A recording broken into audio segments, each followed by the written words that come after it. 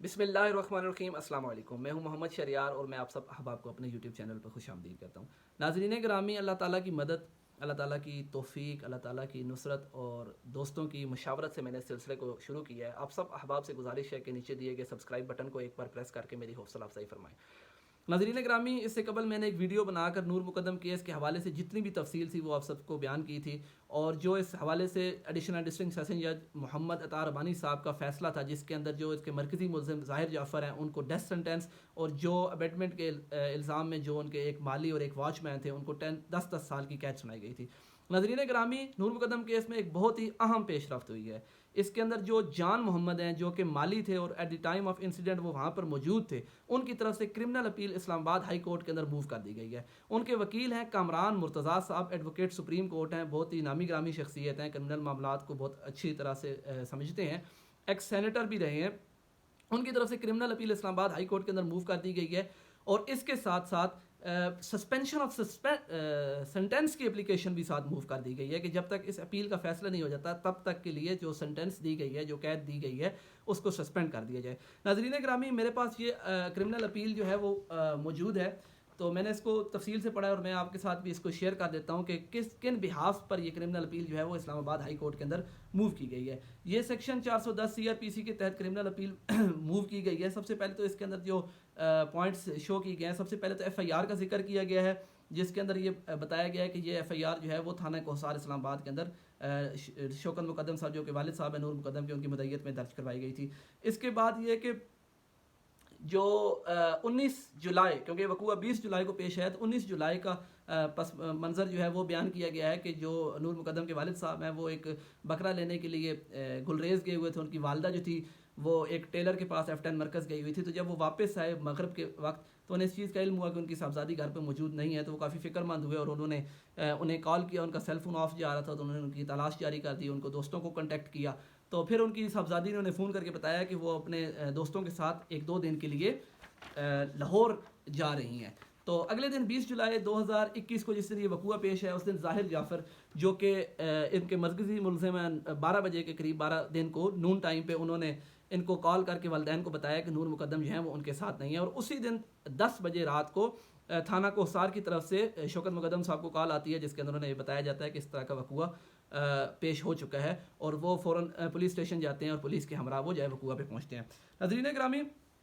اس کے اندر جو تیسرا پوائنٹ ہے وہ بہت ہی امپورٹنٹ ہے. سپلیمنٹری اسٹیٹمنٹ کا ذکر کیا گیا ہے جان محمد کی طرف سے کہ جو انیشیل FIR درج کروائی گئی تھی 20 جولائی کو شوکت مقدم صاحب کی طرف سے، اس کے اندر صرف ایک ایکیوز تھا جو کہ مرکزی ملزم نور محمد تھا، مرکزی ملزم ظاہر جعفر تھا. اور بعد میں 8/124 کو بھی ایک سپلیمنٹری اسٹیٹمنٹ دی گئی جس کے اندر کچھ ایکیوز مزید جو ہیں اس کو نومینیٹ کیا گیا تھا. اور اس کے بعد 8 اگست کو غالباً 18 دن کے بعد ایک اور سپلیمنٹری اسٹیٹمنٹ جو ہے وہ بھی دی گئی تھی، جس کی وجہ سے جو 2 اور مزید جن کے اندر یہ جان محمد مالی ہیں اور جو کو ایکیوزڈ ہیں ان کے طاہر ظہور صاحب جو کہ CEO تھے، چیف ایگزیکٹو تھے تھیراپی ورکس کے، ان کو بھی اس کے اندر نومینیٹ کر دیا گیا تھا. سپلیمنٹری اسٹیٹمنٹ قانون کی حیثیت میں یہ ایک بہت ہی اہم اور پیچیدہ معاملہ ہے، اور جو سپیریئر کورٹس ہوتی ہیں وہ اس کو کچھ خاطر خواہ کنسیڈر نہیں کرتی، اس وجہ سے کیونکہ جو وقوع پیش آیا ہے وہ 20 جولائی کو پیش آیا، اور جو سپلیمنٹری اسٹیٹمنٹ سے ان کو فریق بنایا گیا ہے FIR کا وہ 8 اگست کو بنایا گیا ہے. غالباً یہ 18-19 دن کا گیپ جو ہے کورٹ یہ کنسیڈر کیا جاتا ہے کہ یہ پری پلانڈ تھا، یا یہ کیا نام ہے جان بوجھ کر ان کو سوچی سمجھی سازش کے تحت ان کو حصہ بنایا گیا، کیونکہ وقوع کے اتنے دن گزرنے تک، ٹھیک ہے، تو انہوں نے ان کو FIR کا حصہ کیوں نہیں بنایا. تو یہ کافی اہم یہ پوائنٹ رکھتا ہے سپلیمنٹری جو ہے اسٹیٹمنٹ کرمنل اپیل کے اندر. اس کے بعد انہوں نے جو وٹنس تھے پروسیکیوشن کے، ان کے بڑی ڈیٹیل سے ان کے بارے میں سب کے 1 by 1 انہوں نے اس کے اندر جو ہے وہ انہوں نے ان کا تبصرہ کیا ہے، جو کہ 19 ہے ٹوٹل ان اماؤنٹ، 19 وٹنس ہیں پروسیکیوشن کے. اس کے بعد آپ اس کے اندر 10th پوائنٹ پہ انہوں نے گراؤنڈز پروڈیوس کیے ہیں جان محمد نے اپنے وکیل کے تھرو کہ کن گراؤنڈز کی بحاف پر ان کی یہ کرمنل اپیل جو ہے اس کو منظور کیا جائے، اور جو فیصلہ دیا گیا تھا ایڈیشنل سیشن جج کی طرف سے اس کو خارج کیا جائے، اس کو سیٹ اسائڈ کیا جائے، اس کو کالعدم کیا جائے، اس کو ناظرین گرامی، یہ جو پہلا گراؤنڈ لکھا ہے انہوں نے دیا وہ یہ کہ یہ جو فیصلہ سنایا گیا تھا 24 فروری کو یہ امپراپر آن فیکٹس ہے، حقائق کو، قوائف کو نظر انداز کیا گیا ہے انصاف کی فراہمی میں۔ دوسرا جو ان کا گراؤنڈ تھا وہ یہ تھا کہ جو کنوکٹڈ جس جرم کے الزام میں جس سیکشنز جن دفعات کی وجہ سے ان کو کنوکشن دی گئی، ان کو سزا دی گئی ہے، وہ جو ان کا رول تھا اس سے مطابقت نہیں رکھتے۔ جو تیسرا اور بہت ہی اہم اس کا جز تھا وہ یہی سپلیمنٹری اسٹیٹمنٹ کے تھرو ان کو ایف آئی آر کا حصہ بنایا گیا تھا۔ جب پہلی ایف آئی آر جاری کی گئی تھی تو اس کے اندر وہ اس کا حصہ نہیں تھے، اور یہ سب سے اہم پوائنٹ ہے کسی بھی کرمنل اپیل کی منظور ہونے میں یا خارج ہونے میں، اس چیز کا بہت ہی کلیدی کردار ہوتا ہے۔ ناظرین گرامی، اس کا چوتھا پوائنٹ ہے کہ وہ یہ کہتے ہیں کہ وہ تو ایک گارڈنر ہیں، مالی ہیں پرائم منسٹر سیکریٹریٹ کے اندر، اور وہ سرکاری ملازم ہیں، وہ تو as a part time job اس گھر کے اندر کام کرتے تھے، اور ان کا اس قسم کی کسی بھی قسم کے کرائم میں یا اس طرح کا جو انسیڈنٹ واقعہ ہوا ہے پیش، ان کے اندر ان کا کوئی رول نہیں ہے، اور وہ انٹینشنلی انہوں نے جان بوجھ کر اس طرح کے کسی بھی کرائم کے اندر کوئی پارٹیسپیشن نہیں کی۔ جو پانچواں گراؤنڈ انہوں نے پروڈیوس کیا وہ یہ ہے کہ جو ان کے ایکیوزڈ ہیں، جن کا تبصرہ میں نے اپنی پچھلی ویڈیو کے اندر کیا تھا، جمیل جو کہ کوک ہیں، چونکہ وہ سی سی ٹی وی ویڈیو کے اندر نہیں آئے تھے اور ان کو اسی بحاف پہ ان کو عدالت نے ایکوٹ کر دیا تھا، تو ان کا جو ایکوٹل ہوا، ان کا کیس بھی سملر اسی طرح ہے، وہ بھی ان کے ملازم تھے، میں بھی ان کا ملازم ہوں، تو مجھے بھی میری جو کرمنل اپیل ہے اس کو بھی کنسیڈر کیا جائے اور مجھے بھی ایکوٹ کیا جائے اس کیس سے۔ ناظرین گرامی، جو چھٹا پوائنٹ اس کے اندر انہوں نے ڈسکس یہ کیا ہے کہ 24/2 کو یہ جو ججمنٹ آئی ہے 24 فروری کو، ٹھیک ہے، یہ قانون کے مطلب کہ جو اصول ہیں ان سے مطابقت نہیں رکھتی، تو اس کو سیٹ اسائڈ کیا جائے یا اس کو کویش کیا جائے۔ جو ساتواں اس کے اندر انہوں نے گراؤنڈ لیا ہے وہ یہ ہے کہ جو ایویڈنس ہے، کوئی خاطر خاص ایویڈنس نہیں ہے جس کی بحاف پہ ان کو مین ویل کے جو ان کو یہ کنوکشن سنائی گئی ہے۔ جو ایک ویڈیو ہے جس کے اندر وہ گیٹ پہ شو ہو رہے ہیں، تو یہ چیز نہیں ثابت کرتی کہ انہوں نے ابڈکٹمنٹ جو ہے وہ پرفارم کیا یا نہیں، مطلب انہوں نے فورسفلی اس خاتون کو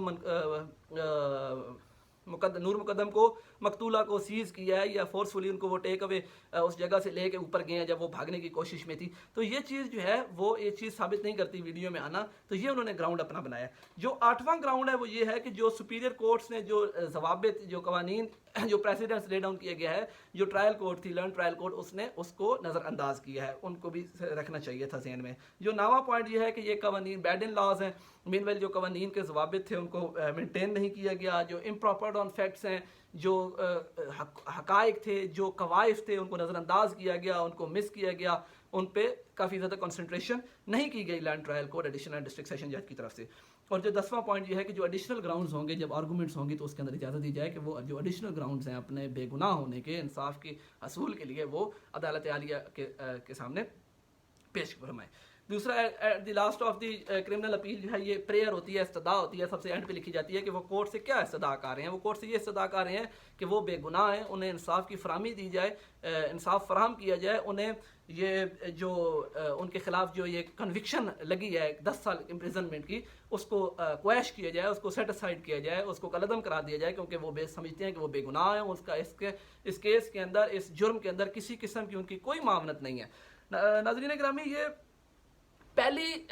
کرمنل اپیل ہے جو کہ اسلام آباد ہائی کورٹ کے اندر دائر کی گئی ہے۔ اس کے بعد جو دوسرے، کیونکہ میں نے آپ کو بتایا تھا کہ یہ 12 کل ایکیوز تھے، اس کے اندر سے جو 9 ہیں ان کو ایکیوٹ کر دیا گیا تھا سیشن کورٹس کی طرف سے، ٹرائل کورٹ کی طرف سے، اور جو 3 ہیں اس کے اندر سے ان کو سزا دی، جس کے اندر ایک مرکزی ملزم ہے ظاہر جعفر اور ایک افتخار تھے جو